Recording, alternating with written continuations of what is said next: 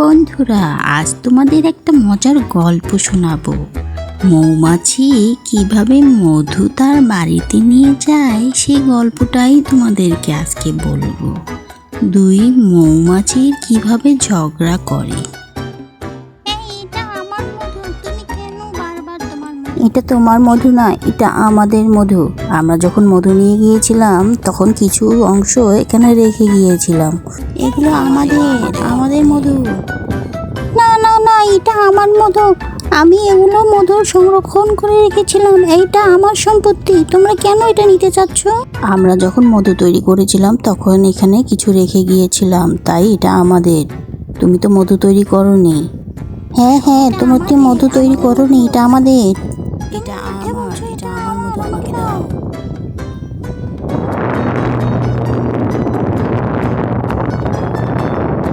এই থামো, তোমার দুইজনে ঝগড়া বন্ধ করো। দুইজনে ভাগ করে নিলেই তো হয়। মাছি ভাই, মধু মূলত আমাদের, কেন এটা ভাগ করে নেব আমরা? না না, এটা আমার। আমি তোমাকে কেন ভাগ করে দেব? কি আজব কাণ্ড, কি যে করছে। তুমি আমার মতো আমাকে কেন দিচ্ছ না? এটা আমার মধু। দিয়ে দিলেই তো হয়। আচ্ছা, কি হয়েছে এখানে দেখি তো। তোমরা আমাকে সাক্ষী হিসেবে নিতে পারো। আমি বলে দিতে পারি এই মধুটি কার। তাই নাকি? আচ্ছা বলো তো, এই মধুটি কার, বলতে পারবে? হ্যাঁ বলতে পারবো। আমি উড়ে যেতে দেখেছি। মৌমাছির বাড়ির চারদিকে মধু লেগেছিল, আমি দেখেছি।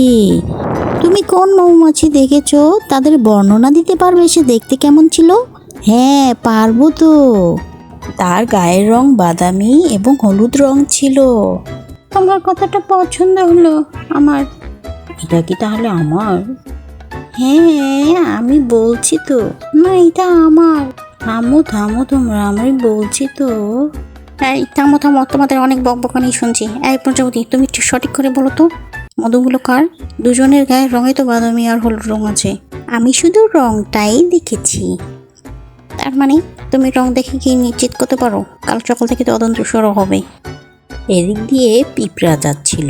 পিঁপড়া এখানে থাকে এবং এখানেই তার বাসা। সে অনেক দিন ধরে এখানে বসবাস করে। এই তোমাদের কি হয়েছে আমাকে বলো, আমি তোমাদের সমস্যার সমাধান করে দিচ্ছি। দয়া করে ঝগড়া করো না। এটা আমার। এগুলো আমার, আমাকে ছেড়ে দাও। আমি প্রতিদিন এখান দিয়ে যাই, তবে অনেক নিচ দিয়ে আমি যাই। অনেক উপরে তাকাতে পারি না, আর উপরে কি হয় সেটাও বলতে পারি না। তবে এর সমস্যার সমাধান অবশ্যই করে দেব। তোমরা ঝগড়া করো না। ওই যে দূরে কাউকে দেখতে পাচ্ছি। সবাই তুমি কি একটা সমস্যার সমাধান করতে পারবে? কি সমস্যা বলো দেখি। তুমি কি মধুর সম্পর্কে কিছু বলতে পারবে? মধু? আমি তো এখানে সবসময় আসি না, মাঝে মাঝে আসি, এক এক জায়গায় এক এক সময় যাই। তাহলে এই মৌমাছির মধুগুলো কার? তুমি সঠিক বলতে পারবো না। কেন, কি হয়েছে বলো দেখি। আসলে দুই জাতের মৌমাছি, তারা দুজনেই বলছে এটা তাদের বাড়ি। দুজনেই এক বাড়ি নিয়ে মারামারি করছে।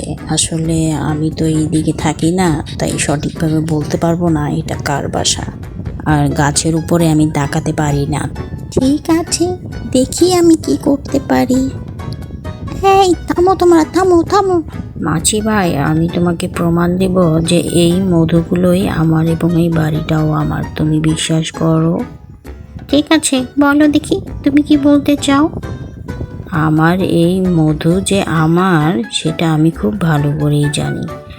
আমরা সব বন্ধুরা মিলে মধু ঘুরে ঘুরে ফুল থেকে নিয়ে 6টা হাঁড়ি ভর্তি করি, কিন্তু গরমে মধুগুলো সব নষ্ট হয়ে যায়, তাই 1 হাঁড়ি মধু ভাল্লুক খেয়ে ফেলে।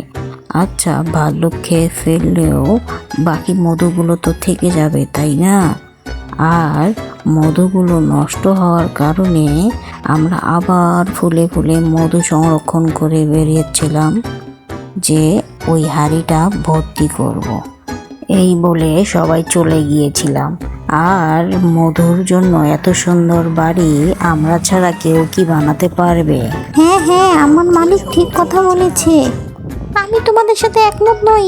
কেন তোমার মিথ্যে বলছো? এই মধুগুলো আমার। চুপ করো বেয়াদব, তুমি প্রমাণ দাও তোমার মধু এগুলো। আসলে আমি মিথ্যা বলেছিলাম, আমি অনেক অলস, আমি পরিশ্রম করতে পারি না। তাই বলে তুমি অন্যের মধুকে নিজের মধু বলবে? এটা কিন্তু ঠিক একদমই হয়নি। তুমি পরিশ্রম করতে পারো না, তুমি অন্যের মধু নিয়েছো। দেখেছো মাছি ভাই, আমি সত্যি কথাই বলেছিলাম। হ্যাঁ, একদম সত্যি। তুমি এক্ষুনি ওর মধুর বাসা তুমি ফিরিয়ে দিবে। অবশেষে মাছি ভাই সঠিক বিচার করলো এবং দুষ্ট মৌমাছিকে তাড়িয়ে দিল।